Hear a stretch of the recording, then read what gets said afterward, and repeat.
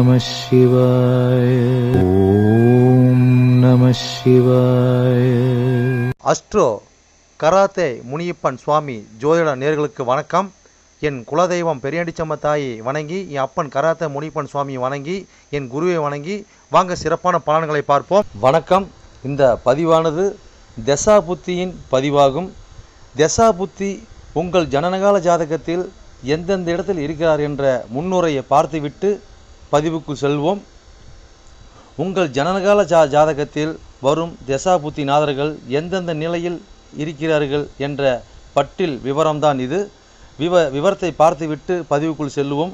உங்களுடைய ஜனனகால ஜாதகத்தில் தசாபுத்தி நாதர்கள் 1-5-9 திரிகோண சாணத்தில் இல்லை 1-5 திரிகோண சாணத்தை அதிபதியோடும் சேர்க்கை பார்வை நட்சத்திர சாரத்தில் பயணிப்பது, அல்லது 1-4-7-10 கேந்திர சாணத்தில் சேர்க்கை பார்வை அந்த அதிபதியோட நட்சத்திர சாரத்தில் பயணிப்பது, அல்லது 2-5-8-10-11 பணபர சாணத்தில் இருப்பது, இல்லை பணபர அதிபதியோட நட்சத்திர சாரத்தில் இருப்பது சேர்க்கையில் இருப்பது, அல்லது 3-6-10-11 உபயஜய சாணத்தில் இருப்பது, இல்லை உபயஜய சாணத்தில் கிரகத்தின் நட்சத்திர சாரம் பார்வை சேர்க்கையில் இருப்பது, அல்லது 3-6-9-12 அபோகலியம் சாணத்தில் இருப்பது, அல்லது அந்த அபோகலி சார அதிபதியோடு இணைஞ்சிருப்பது சேர்க்கை பார்வையோடு இருப்பது, அல்லது சரலக்கணமாகிய மேசம் கடகம் துலம் மகரம் ஆகிய 2-7 மாரகஸ்தானத்தில் இருப்பது, அல்லது சிரம் லக்கணமான ரிஷபம் சிம்மம் விருச்சகம் கும்பம் ஆகிய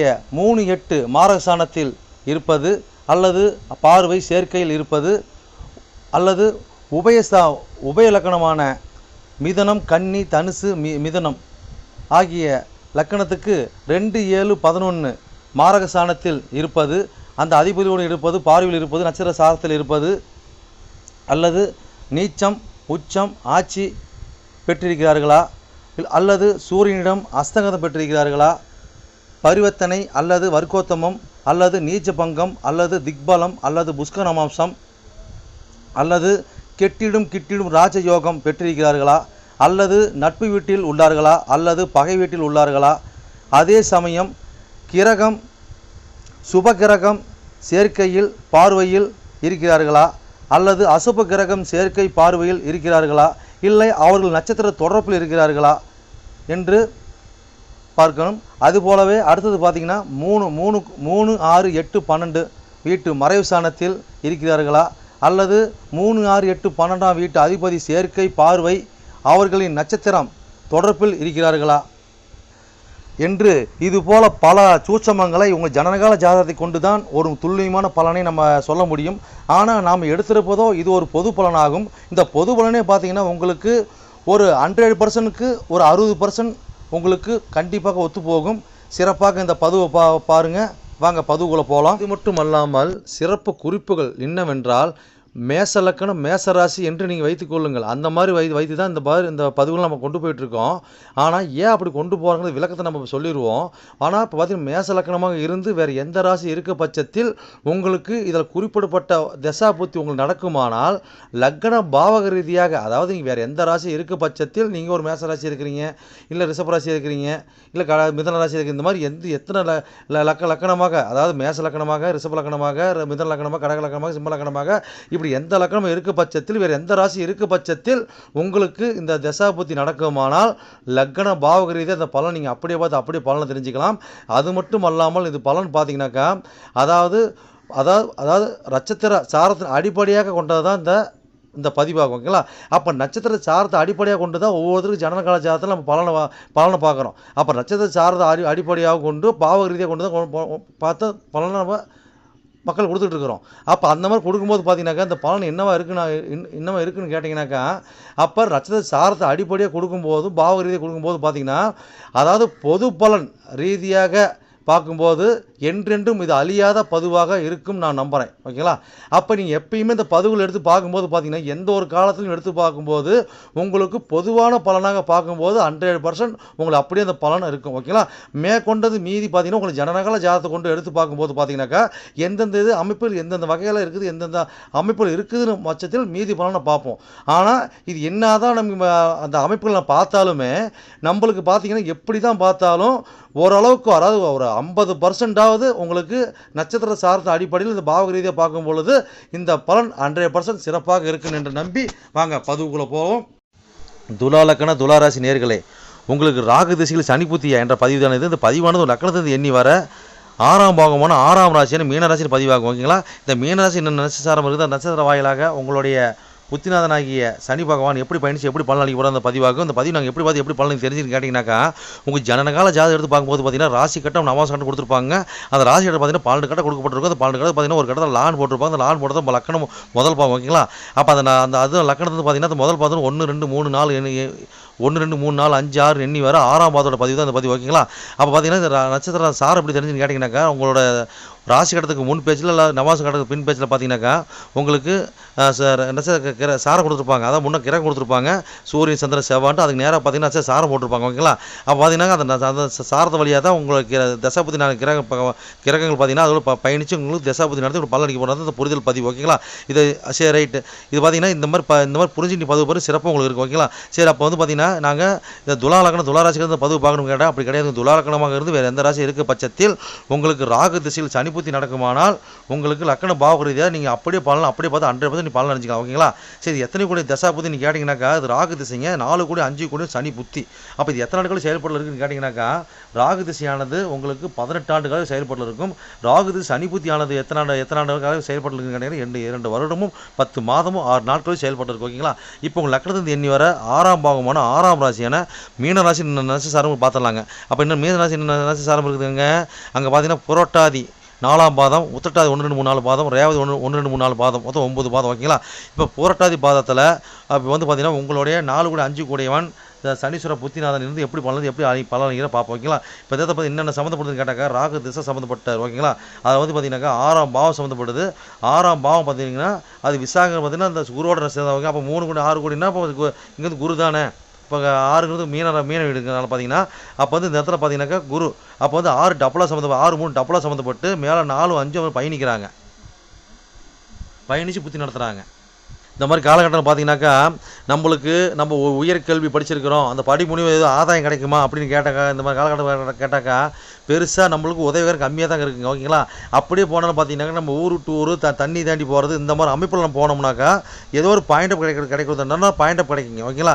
அப்போ இந்த காலகட்டங்கள் பார்த்தீங்கன்னாக்கா நம்மளுக்கு நம்ம அதாவது தாயாருக்கு உண்டான செலவினம், வண்டிக்கு உண்டான செலவினம், வீட்டு வாசலுக்கு உண்டான செலவினம் கட்டாயம் வருமானம் கட்டாயம் வருங்க. ஓகேங்களா? அப்போ வீட்டு மேலே கடன் வாங்கக்கூடிய சூழ்நிலை வரும், வண்டி மேலே கடன் வாங்கக்கூடிய சூழ்நிலை வரும். சில பார்த்து கடன் வாங்கி வீட்டு ஆர்டர்ஸ் பண்ணுவோம், வண்டி ஆர்டர்ஸ் பண்ணுவோம், வண்டி வாங்குவோம். ஓகேங்களா? இந்த மாதிரி அமைப்பு ஏற்படுத்தி தாயாருக்கு செலவினம் பண்ணுவோம். தாய் மாமன் வளர்ப்பு தாய் இவங்களெல்லாம் பார்த்தீங்கன்னாக்கா செலவினம் பண்ணக்கூடிய வாய்ப்பு ஏற்படுத்தி கொடுப்பாங்க. அதே மாதிரி இந்த காலகட்டத்தில் பார்த்தீங்கன்னாக்கா அதாவது பூர்வீகத்தில் ஏதோ வீடுகள் இருந்து அந்த வீட்டுக்கு பார்த்தீங்கன்னாக்கா நம்ம கடன் வாங்கி போட்டு வீடு கட்டுற அமைப்பு ஏற்படுத்தி கொடுப்போம். அது பூர்வீகத்துக்கு பார்த்தீங்கன்னா வெளியே வர்றது இந்த மாதிரி அமைப்பு. அதே மாதிரி பார்த்தீங்கன்னாக்கா பூர்வீகத்தில் உள்ள பெரியவங்களுக்கு பூர்வீகத்தில் உள்ள குலதெய்வத்துக்கு பார்த்தீங்கன்னா நம்ம செலவு பண்ணுறது பார்த்தீங்கன்னாக்கா ஒரு ஆட்கள் மூலிமா ஆட்கள் திரட்டி போய் ஒரு ஃபங்க்ஷன் நடத்துறது, அதுக்குண்டான வீரியம் அதுக்குண்டான செலவு பண்ணுறது. இப்போ குழந்தைங்களுக்கு உண்டான செலவு. ஓகேங்களா? அப்போ குழந்தைங்களுக்கு தேவையில்லாத செலவுன்னா அதாவது இந்த காலகட்டம் பார்த்தீங்கன்னாக்கா குழந்தைங்க தன்னோட வருமானத்துக்கு ஏற்ற மாதிரி செலவு வைப்பாங்க. ஓகேங்களா? அந்த மாதிரி அமைப்பு ஏற்படுத்தி கொடுப்பாங்க. ஓகேங்களா? அதாவது பார்த்தீங்கன்னாக்கா நம்மளோட மனைவி வழி சொத்து மூலியமாக நம்மளுக்கு ஒரு வரவு வந்தாலும் அதோட சின்ன பிரச்சனையை கொடுத்து நம்ம கொடுக்கறது. இந்த மாதிரி பாயிண்ட் அப்பு. இந்த மாதிரி ஒரு அரசியல் இருக்கிறோம், ஒரு கலைத்துறையில் இருக்கிறோம், இந்த மாந்திரிகம் ஜோதிடர் இந்த மாதிரி தொடர்பில் நாங்கள் இருக்கிறோம் அப்படின்னா இந்த இடத்துல பார்த்தீங்கன்னாக்கா அதோட ஏதோ குருவோட சாதத்தை தான் சனியோட உட்காந்துருக்காரு. ஓகேங்களா? அப்போ 5 சம்மந்தப்படுது. அப்போ இந்த மாதிரி காலகட்டங்களில் பார்த்தீங்கன்னா இவங்களுக்கு எல்லாம் என்ன நடக்குனாக்கா இங்கே புஷ்கர மாதம் வாங்குறாரு. ஓகேங்களா? புஷ்கர மாதம் வாங்கினாலும் பார்த்தீங்கன்னாக்கா உங்களுக்கு என்ன பாயிண்ட்டை கொடுப்பார். அப்போ வந்து பார்த்தீங்கன்னா அங்கே வந்து பார்த்தீங்கன்னா கடகத்தில் 10ஆம் இடத்தை 4ஆம் இடத்தை பார்ப்பார். சனீஸ்வர நவாசு பார்வை கிடையாது, அந்த அமைப்பு நம்ம எடுத்துக்கலாம். அப்போ அந்த மாதிரி போகும்போது பார்த்தீங்கன்னாக்கா என்ன தான் இருந்தாலும் நம்மளை வீட்டு மேலே வண்டி மேலே கடனை கொடுப்பாங்க. என்ன தான் நம்ம தொழில் நம்ம எப்படிப்பட்ட தொழிலாக இருந்தாலும் இந்த காலகட்டங்களில் பார்த்து சோதனை வாசிக்கணுங்க. சரி, அடுத்த சாரத்தை போகலாங்க. எவ்வளோ சொல்லிட்டு போகலாம், நேரங்காலம் கம்மியாக ரொம்ப குறைவு லாங்காக போய்டும். Right, okay. இப்போ பார்த்தீங்கன்னா அடுத்த சாரம் பார்த்தீங்கன்னாக்கா உத்திரட்டாதி சார் இல்லைங்களா? அப்போ 4 கோடி 5 கோடியும் சுயசாத்திரி உட்காராரு 6ஆம் இடத்துல. அப்போ சரி, அப்போ இந்த மாதிரி பார்த்தீங்கன்னா 6 சம்மந்தப்பட்டு 4 5 டபுளாக சம்மந்தப்படுது. அப்போ இந்த காலகட்டம் பார்த்தீங்கன்னாக்கா கட்டாயமாக வீட்டு மேலே கடனை வாங்குவோம்னா வீட்டு கடனை வாங்கி தீருவோங்க. தாயாருக்கு மருத்துவம் பார்த்தே தீருவோம், குழந்தைங்களுக்கு மருத்துவம் பார்த்து தீரும். குழந்தைங்களுக்கு ஒரு கடன் வாங்கி வண்டி வாங்கி கொடுப்போம். சிலர் பார்த்தீங்கன்னா நல்ல மேஜர் ஆகிட்டாங்களா, அப்போ குழந்தைங்க வீட்டு நல்லா மேஜர் ஆகிட்டு கட்டி கொடுத்தாச்சுன்னா அவங்களுக்கு போய் ஒரு வீட்டோட செஞ்சு வீடு ஆர்டர் பண்ணி நம்ம கை காசு போட்டு செலவு பண்ணி கொடுப்போம். ஓகேங்களா?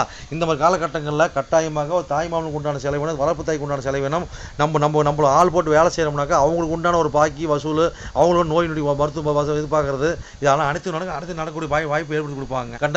கட்டாயமாக வந்து காதல் விவகாரம், அது மனைவி வழி சொத்து விவகாரம், ஓகேங்களா, அரசு சம்மந்தப்பட்ட விவகாரம், ஓகேங்களா, அதே மாதிரி பார்த்தீங்கன்னா கலைத்துறை சம்மந்தப்பட்ட விவகாரம், அதாவது பார்த்தீங்கன்னா நம்ம பொழுதுபோக்காக ஒரு இடத்துக்கு போனால் கூட பார்த்தீங்கன்னாக்கா அது கூட சின்ன ஒரு சம்திங்காக தாங்க இருக்கும். சிலர் பார்த்தீங்கன்னா அப்படி வருமானம் மாறும். இப்போ 5க்கு 2ஆம் மணி 6 தானே, ஓகேங்களா? அப்போ வந்து பார்த்தீங்கன்னா இதெல்லாம் பார்த்தீங்கன்னா குழந்தைங்க மூலம் ஒரு வருமானத்தை அடிமை வேலைக்கு போய் வருமானத்தை ஏற்படுத்தி கொடுப்பாங்க. அந்த மாதிரி வாங்கிட்டு போகிறதுக்குள்ள அவங்க வருமானம் அவங்களுக்கு செலவு ஆகிறது பாயிண்ட்டை பொறுக்குது. இப்படி பார்த்தா இந்த மாதிரி நடக்கும், அந்த மாதிரி நடக்கக்கூடிய பாயிண்ட் நடக்கும். ஓகேங்களா? இன்னும் எவ்வளோ சொல்லிட்டு போகலாம், அந்த சேர்த்து போகலாங்க. அடுத்து பார்த்து கேட்டை சார் இல்லைங்களா, அடுத்து பார்த்தீங்கன்னா ரேவதி சார் இல்லைங்களா, அது மாதிரி ரேவதி பார்த்தீங்கன்னா இங்கே 6 சம்மந்தப்பட்டு 9, 12 சம்மந்தப்பட்டு மேலே 4, 5 பயணிக்கிறாங்க. அப்போ இந்த மாதிரி காலகட்டங்கள் பார்த்தீங்கன்னாக்கா நம்ம தந்தையாருக்கு உண்டான செலவினம், தாயாருக்கு உண்டான செலவினம், அதாவது குழந்தைக்கு உண்டான செலவினம், அதாவது செலவினம் எப்படிங்க, தூரத்து பயணம் எல்லாமே, ஒரு ஆன்மீக பயணம் போகிறது, சுற்றுலா போகிறது, ஓகேங்களா, இந்த மாதிரி பயணங்கள் நம்ம நடந்துக்கிட்டு அப்போ தண்ணி தாண்டி போகிறது, மாவட்டத்துக்கு மாவட்டம், ஏரியா விட்டு ஏரியா போய் தங்கி சுற்றுலா போயிட்டு வருது. சிலர் பார்த்தீங்கன்னா இந்த காலகட்டம் பார்த்தீங்கன்னா புது தம்பதிகளாம் பார்த்தீங்கன்னா இந்த காலகட்டங்கள் ஒரு டூர் போயிட்டு வந்தாங்கன்னா நல்லா இருக்கும், பெருசாக பாதிப்பு வராது. ஓகேங்களா? அப்போ அதுக்குள்ள அது பெரிய முதலீடு போட்டது, அங்கே ஊர் டு ஊர் போய் பெரிய குருமார்களை பார்க்குறது, அதுக்குண்டான விரை பண்ணி செலவு பண்ணிட்டு போகிறது, ஓகேங்களா, இதெல்லாம் பார்த்தீங்கன்னா சலுப்பு சங்கடங்கள் அப்போ போய் வச்சுட்டு தாங்க இருக்கும். அதே இந்த மாதிரி காலகட்டம் பார்த்தீங்கன்னாக்கா கொஞ்சம் பார்த்து உசார சூதனம் பண்ணால் ஒரு ஸ்டேஷனு இது மாதிரி பஞ்சாயத்து இதெல்லாம் போகக்கூடிய சூழ்நிலை வரும். அது உசார சூதனமாக இருங்க. சரி, பார்த்து பயணிச்சு சிறப்புன்னு வாழ்வீங்க. சரி நேயர்களே, என்னோட பதிவை நீங்க சிறப்பாக கேட்டிருப்பீங்கன்னு மனதார நான் நம்புறேன். நீங்க கேட்டது வெறும் கோச்சார பலன் தான். உங்க ஜனனகால ஜாதத்தை கொண்டு பார்க்கும்போது தான் எந்த கிரகம் எந்த சாரம் வாங்கியிருக்குது, எந்த கிரகம் எந்த பாவத்தை பார்க்குறாங்கன்னு சொல்லி துல்லியமான பலனை பார்க்க முடியும். நீங்க துல்லியமான பலன் நீங்க பார்க்கணுனாக்க என்னோட வாட்ஸ்அப் நம்பர் கீழே ஓடிட்டு இருக்குதுங்க. நீங்க வாட்ஸ்அப் நம்பர் மூலியமா என்னோட ஜாதத்தை நீங்க அனுப்பி நீங்க என் மூலியமா துல்லியமான பலனை நீங்க அறிஞ்சிக்கலாம். அதே மாதிரி பாத்தீங்கன்னாக்கா பல பேர் நான் நேரில் வந்து அணுகுறாங்க. அதுவும் பார்த்தீங்கன்னா நம்ம இருப்பிடம் பார்த்தீங்கன்னாக்கா நம்ம இருக்கிற ஒரு ஆலயத்தில் இருக்கிறாங்க, சொந்தமாக ஆலயம் வச்சு நடத்திட்டு இருக்கிறோம். வீரசக்தி நாகம்மா திருக்கோயில்னு சொல்லி நடத்திட்டு மற்றும் கராத்தே மூலியமா சொல்லி நடத்திட்டு இருக்கிறோம். அதில் பார்த்தீங்கன்னா வீரசக்தி நாகம்மா திருக்கோயில் சேவை அறக்கட்டளை மூலியமா நம்ம கோயில் இயங்கிட்டு வருதுங்க. எல்லாத்தையும் பார்த்தீங்கன்னா துல்லியமாக பர்ஃபெக்டாக நம்மகிட்ட இருக்க எல்லாமே இருக்கும். எந்த ஒரு தோஷம், எந்த ஒரு காரியம், எந்த ஒரு பரிகாரம்னா நம்ம ஒரு கஸ்டமர் நம்ம கேட்டு தான் வந்து அவங்களோட காரியத்தை வந்து முன்னெடுத்து செய்யறாங்க. அந்த நம்பிக்கைகரமாக நம்மளோட பலன் இருக்கிறதுனால தான் இந்த மாதிரி கஸ்டமர் நம்மகிட்ட அணுகி நம்ம சிறப்பு பலன் அடைஞ்சிட்டு இருக்கிறாங்க. இது போல ஒவ்வொருத்தரும் பலன் அடைகிறது எங்களோட ஆசை. அது மட்டும் இல்லாம பாத்தீங்கன்னாக்கா எங்க கோயிலுக்கு லீடர்ஷிப்னு பாத்தீங்கன்னாக்கா எங்களுடைய கிருஷ்ணசுவாமிங்க வாக்கு சித்தர் பாத்தீங்கன்னாக்கா கிருஷ்ணசாமி, அதாவது சோழி பிரசன்னம் கல்லு கூடு சொல்லுவாங்க இல்லைங்களா, அது சிறப்பான முறையில சிறப்பா பாப்பாருங்க. நேர்முகமா பாக்குறாங்க, ஆன்லைன் மூலமா பாக்குறாங்க. நீங்க யாரு என்னன்னு தெரியாது, உங்களோட ஃபுல் டீட்ல அப்படி சொல்லுவாருங்க. ஓகேங்களா? உங்களோட டீட்ல சொல்லி உங்களோட பேரை சொல்லி சோழி போட்டாருன்னா சிறப்பான முறையில சிறப்பா உங்களுக்கு சோழி பிரசனம் பார்த்து அருமையா சொல்லுவாருங்க. அதே மாதிரி பாத்தீங்கன்னா அது மூலியமா நீங்க இதுல பார்த்து நீங்க அணுகி அது மூலியமா தெய்வ அருள்வாக்குங்க அது. ஓகேங்களா? அது மூலியமா நீங்க வந்து சிறப்பான பலன் நீங்க அடையலாங்க. எந்த ஒரு காரியமா இருந்தாலும் எந்த ஒரு விஷயங்களா இருந்தாலும் துல்லியமான பலன் துல்லியமா இருக்குங்க. சொல்றது அப்படியே நடக்கும், சிறப்பா இருக்குங்க. சரி நேயர்களே, உங்களிடமிருந்து விடைபெறுவது S. Balu Jayavel, MA astro. நன்றி, வணக்கம்.